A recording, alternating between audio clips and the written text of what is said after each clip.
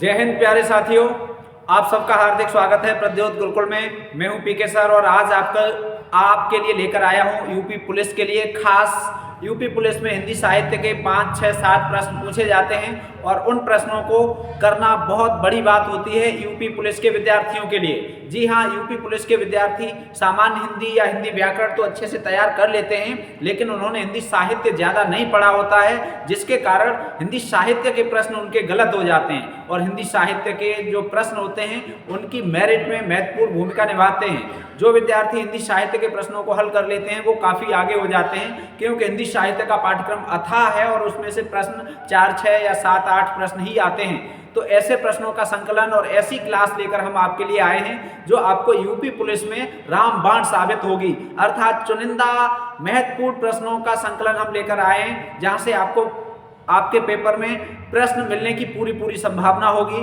तो हमने पूरा प्रयास किया है कि ऐसे प्रश्न आपके लिए लेकर आएं। आपके पाठ्यक्रम में प्रमुख रचना और उनके रचनाकार निर्धारित किए गए हैं। पाठ्यक्रम में रचनाओं की विधा भी पूछी जाती है। तो आज हम ऐसी ही एक छोटी सी क्लास लेकर आए हैं जिसमें आप महत्वपूर्ण रचनाओं को और उनके रचनाकारों को उनकी विधा के साथ पढ़ेंगे। चलिए, तो हिंदी साहित्य प्रमुख रचना व रचनाकार आपको सही दिखाई दे रहा है? बिल्कुल सही क्लास चल रहा है। चलिए शीघ्रता से आगे बढ़ते हैं। पहली रचना है अंधेर नगरी। अंधेर नगरी परीक्षा में बहुत पूछी जाती है, बहुत महत्वपूर्ण रचना है अंधेर नगरी। और ये अंधेर नगरी किस विधा की रचना है? ये नाटक है। ठीक है, यदि इसका विधा पूछी जाए तो ये नाटक है। और ये अंधेर नगरी किनकी है? भारतेंदु हरिश्चंद्र। ठीक है, भारतेंदु हरिश्चंद्र। इन्हें भारतेंदु हरिश्चंद्र इन्हें कहा जाता है आधुनिक हिंदी साहित्य का अग्रदूत कहा जाता है। ठीक है, जो भी आधुनिक हिंदी साहित्य दिखाई दे रही है वो भारतेंदु ने उसमें बहुत बड़ा योगदान दिया है। ठीक है, तो आधुनिक हिंदी साहित्य के जन्मदाता हैं ये। अपनी खबर ये बहुत महत्वपूर्ण रचना है और इसकी विधा है आत्मकथा। ये किस विधा की रचना है? आत्मकथा है। आत्मकथा जब कोई लेखक अपनी बात को अपने ही शब्दों में लिखता है तो उसे आत्मकथा कहते हैं। तो ये आत्मकथा है, बहुत महत्वपूर्ण आत्मकथा है। और ये आत्मकथा पांडे बेचन शर्मा उग्र जी ने लिखी है। किसने लिखी है? पांडे बेचन शर्मा उग्र। बहुत महत्वपूर्ण आत्मकथा है और परीक्षाओं में बहुत पूछी जाती है, ध्यान रखना। ठीक है, पांडे बेचन शर्मा उग्र आपके लिए लेकर आए हैं एक अच्छा सा संकलन जो आपकी परीक्षा में रामबाण साबित होने वाला है। इसके बाद है अशोक के फूल। तो ये अशोक के फूल है, ये किस विधा की रचना है? ये निबंध है। ये क्या है? निबंध। ठीक है, और ये निबंध है। इस निबंध के रचनाकार कौन है? आचार्य हजारी प्रसाद द्विवेदी जी। ठीक है, आचार्य हजारी प्रसाद द्विवेदी जी इसके निबंधकार हैं। ठीक है, रचनाकार हैं हजारी प्रसाद द्विवेदी। ठीक है, कंफ्यूज मत हो जाना, हजारी। ठीक, और महावीर प्रसाद द्विवेदी जी अलग हैं, लेकिन ये हजारी प्रसाद द्विवेदी जी हैं। ठीक है, चलिए अंधा युग। अंधा युग ये काव्य कह लो या गीत नाट्य कह लो। ठीक है, क्या कह लो? गीत नाट्य। ठीक है, ये एक काव्य का ही एक रूप है। ठीक है, और ये अंधा युग इसके रचनाकार कौन है? धर्मवीर भारती। कौन है? धर्मवीर भारती। ठीक है, बहुत महत्वपूर्ण है और बहुत पूछी जाती है। आपकी परीक्षा में आने की पूरी संभावना है। गीत नाट्य अंधा युग किनका है? धर्मवीर भारती का है। ठीक है, काव्य है ये। और इसके बाद है आधे अधूरे। आधे अधूरे ये नाटक है। इसकी विधा पूछी जाए तो नाटक है और रचनाकार इसके हैं मोहन राकेश। कौन है? मोहन राकेश। ठीक है, मोहन राकेश। और राकेश का मतलब क्या होता है? चंद्रमा। और चंद्रमा कैसा होता है? आधा अधूरा। ठीक है, थोड़ा थोड़ा बढ़ता है, थोड़ा थोड़ा चलता है आगे। इसके बाद वेरी इंपॉर्टेंट, जितना भी कहा जाए उतना कम। ठीक है, वेरी इंपॉर्टेंट। ठीक, ये रचना बहुत आती है, आवारा मसीहा, और आपके पुलिस के पेपर में आएगी। ठीक है, ध्यान रखेंगे। तो ये क्या है? जीवनी है। आवारा मसीहा क्या है? जीवनी है। ठीक, जीवनी क्या होती है? जब कोई लेखक किसी महान पुरुष के बारे में लिखता है साहित्यिक रूप से तो वो जीवनी होती है। और इसके रचनाकार कौन है? विष्णु प्रभाकर। ठीक है, याद रखेंगे रचनाकार कौन है? विष्णु प्रभाकर। बहुत महत्वपूर्ण जीवनी है, हिंदी की बहुत महत्वपूर्ण जीवनी है, ठीक है, वेरी वेरी इंपॉर्टेंट। ऐसे ही ये महत्वपूर्ण है, इसी हिसाब से ये भी बहुत महत्वपूर्ण है, ठीक है। आप विशेष रूप से याद रखेंगे कलम का सिपाही, तो ये कलम का सिपाही किनकी रचना है, ये भी जीवनी है, ये क्या है, जीवनी। और ये जीवनी किनकी है, ये है प्रेमचंद की जीवनी। और लिखी किसने है, ये अमृत राय ने लिखी है, प्रेमचंद के पुत्र ने, ठीक है, अमृत राय इसके रचनाकार या लेखक हैं। क्या भूलूं क्या याद करूं, ठीक है, क्या भूलूं क्या याद करूं, इसकी विधा क्या है, ये आत्मकथा है। क्या भूलूं क्या याद करूं, ये आत्मकथा है, और ये हरिवंश राय बच्चन की आत्मकथा है, मोस्ट इंपॉर्टेंट है, ठीक है, किनकी है, हरिवंश राय बच्चन, जो हरिवंश राय बच्चन जिन्होंने मधुशाला लिखी है, ठीक है, जो अमिताभ बच्चन के फादर हैं, पिता हैं, ठीक है, तो वेरी इंपॉर्टेंट है, ये बहुत महत्वपूर्ण है, ठीक है। ये 8 रचनाएं हो गई। चलिए अब हम आपको लेकर चलते हैं इससे आगे, हरिवंश राय बच्चन की आत्मकथा हो गई, अगला पेज देखते हैं। चलिए भैया अगले पेज पर ये देखो, कामायनी पहले नंबर पर लिखी हुई है, कामायनी, ठीक है, दिख रही है आपको बिल्कुल सही, हाँ, ये है कामायनी। इसकी विधा यदि पूछी जाए तो ये किस विधा की रचना है, ये काव्य है, और इस काव्य के रचनाकार कौन है, जयशंकर प्रसाद, ठीक है, खड़ी बोली में लिखा गया, ये आधुनिक काल का जयशंकर प्रसाद, छायावाद का महाकाव्य है, जयशंकर प्रसाद जी ने लिखा है। इसके बाद है उर्वशी, ये भी गीत नाट्य है या काव्य है, ठीक है, गीत नाट्य या काव्य है, और इसके रचनाकार हैं रामधारी सिंह दिनकर, जगह कम है इसलिए केवल हम दिनकर लिखे दे रहे हैं, रामधारी सिंह दिनकर। उपन्यास, हिंदी का सबसे प्रसिद्ध उपन्यास है ये, ठीक है, गोदान, और इसके रचनाकार कौन हैं, उपन्यास सम्राट कहे जाने वाले प्रेमचंद जी इसके रचनाकार हैं, ठीक है, प्रेमचंद। गोदान, ठीक है। गुनाहों का देवता, ये भी उपन्यास है, गुनाहों का देवता ये क्या है, ये उपन्यास है, ठीक है। और गुनाहों का देवता बहुत महत्वपूर्ण रचना है, किनकी है, ये तो आपको पता होनी चाहिए, गुनाहों का देवता, ठीक है। तो ये धर्मवीर भारती का उपन्यास है, जगह कम है तो हम शॉर्ट में लिखे दे रहे हैं उपन्यास, ठीक है। और किनका है, धर्मवीर भारती जी का, ठीक है, धर्मवीर भारती, ठीक। इसके बाद क्या है, घुमक्कड़ शास्त्र, ये यात्रा वृत्तांत है, ठीक है। और किनका है, राहुल सांकृत्यायन का, ठीक है, राहुल सांकृत्यायन, वेरी इंपॉर्टेंट है, सांकृत्यायन, ठीक है, सांकृत्यायन। हम आपको बता दें, ये हमने संकलन बहुत महत्वपूर्ण संकलन किया है, आपकी परीक्षा में एकदम रामबाण का काम करेगा।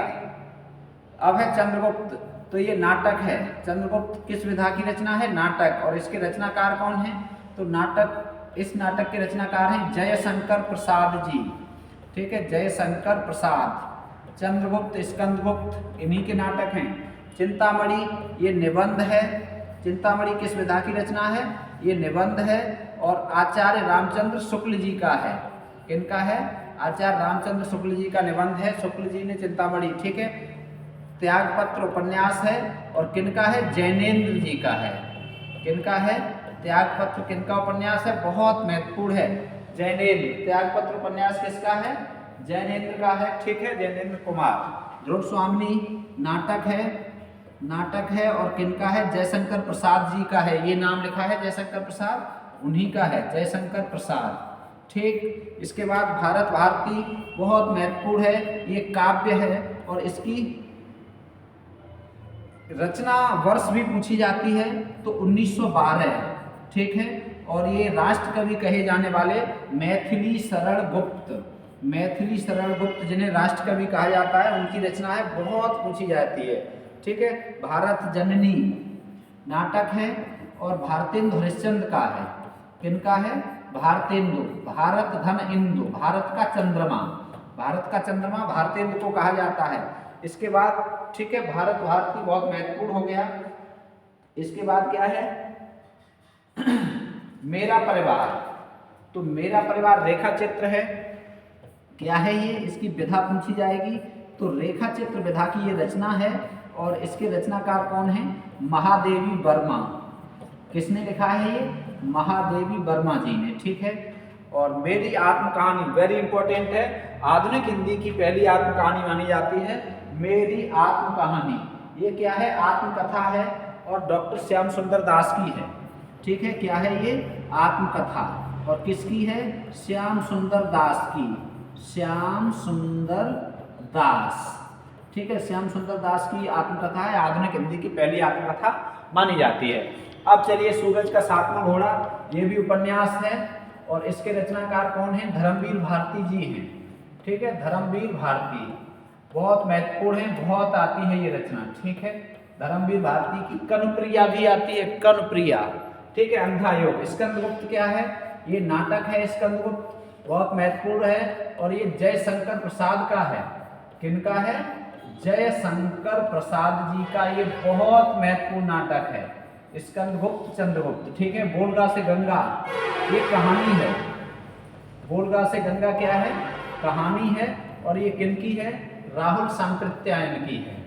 ठीक है। वेरी इंपॉर्टेंट है, राहुल सांकृत्यायन। सांकृत्यायन।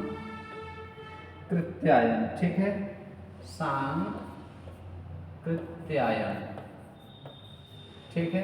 राहुल सांकृत्यायन का ये कहानी संग्रह है बोलगा से गंगा, वेरी इंपॉर्टेंट है। ठीक है। बहुत पूछा जाता है। इसके बाद है शेखर एक जीवनी, ये उपन्यास है। शेखर एक जीवनी किस विधा की रचना है? उपन्यास। और किनका है ये उपन्यास? अज्ञे। इनका पूरा नाम क्या है? सच्चिदानंद हीरानंद वात्स्यायन अज्ञे। नाम पूरा भी पूछा जाता है इनका। संस्कृत के 4 अध्याय, संस्कृति के 4 अध्याय क्या है? निबंध है। ठीक है। वेरी इंपॉर्टेंट है, ये बहुत आता है, वेरी वेरी वेरी इंपॉर्टेंट है। और इसके रचनाकार कौन है? रामधारी सिंह दिनकर। संस्कृति के 4 अध्याय। ठीक है। किस विधा की रचना है? निबंध है। और किसने लिखी है ये निबंध? किसने लिखा है? रामधारी सिंह दिनकर ने। ठीक है। इसके बाद है सेवा सदन, ये किस विधा की रचना है? ये उपन्यास है और इस उपन्यास के रचनाकार कौन है? प्रेमचंद जी हैं। ठीक है। प्रेमचंद। ठीक है। वेश्या समस्या पर आधारित है, बहुत महत्वपूर्ण है। बाणभट्ट की आत्मकथा, नाम आत्मकथा है लेकिन है क्या? ये उपन्यास है। नाम आत्मकथा है लेकिन विधा इसकी उपन्यास है, इसकी विधा पूछी जाती है, आत्मकथा लिखा है इसलिए। और किनका है? आचार्य हजारी प्रसाद द्विवेदी का। आचार्य, ठीक है, हजारी प्रसाद द्विवेदी। आचार्य हजारी प्रसाद द्विवेदी का है ये उपन्यास। ठीक है। लहरों के राजहंस नाटक है। ठीक है। नाटक मोहन राकेश जी का है। किनका है? मोहन राकेश। बहुत महत्वपूर्ण नाटक है, हिंदी साहित्य में एकदम चर्चित नाटक रहा है। रसमीमांसा निबंध है। ठीक है। और किनका है? आचार्य रामचंद्र शुक्ल जी का है। किसका है ये? आचार्य रामचंद्र शुक्ल जी का है। इसके बाद है पृथ्वीराज रासो, ये हिंदी का पहला महाकाव्य माना जाता है और ये चंदबरदाई। ठीक है। इसके रचनाकार कौन है? चंदबरदाई। चंदबरदाई। ठीक है। चंदबरदाई हिंदी के पहले महाकवि माने जाते हैं। ठीक है। रामचरितमानस ये महाकाव्य है। ठीक है। और ये 7 कांड हैं, इसमें ध्यान रखेंगे। कितने कांड हैं? 7 कांड हैं। और ये तुलसी बाबा ने लिखा है, बाबा तुलसीदास ने लिखा है। और इसकी भाषा भी पूछी जाती है, तो रामचरितमानस की भाषा पूछी जाएगी तो आप बता देंगे अवधि।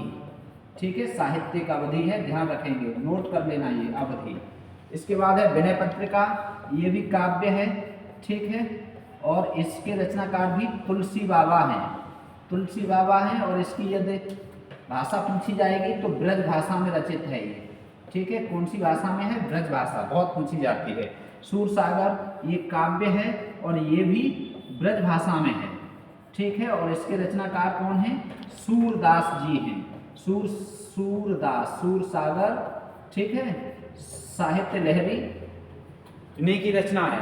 ठीक है। सूर सारावली इन्हीं की रचना है। तो ये महत्वपूर्ण 35 रचनाएं हो गई आपकी परीक्षा के लिए, एकदम रामबाण। इन रचनाओं को आप तैयार करके जाएं और आशा और विश्वास है कि आपका गोला सही काला भरा जाएगा और यदि ऑनलाइन परीक्षा होती है तो सही टिक करेंगे आप, ऐसा हमें विश्वास है। ठीक है। तो ये रामबाण ठीक, रामबाण है हिंदी साहित्य के लिए, भूल न जाना देखना। ठीक, और अच्छी लगे वीडियो तो लाइक करें, दोस्तों को शेयर करें, जिससे कि अधिक से अधिक लोगों तक अच्छी जानकारी पहुंच सके। मिलेंगे फिर से, तब तक स्वस्थ रहें, मस्त रहें, राधे राधे कहते रहें। जय हिंदी, जय भारत।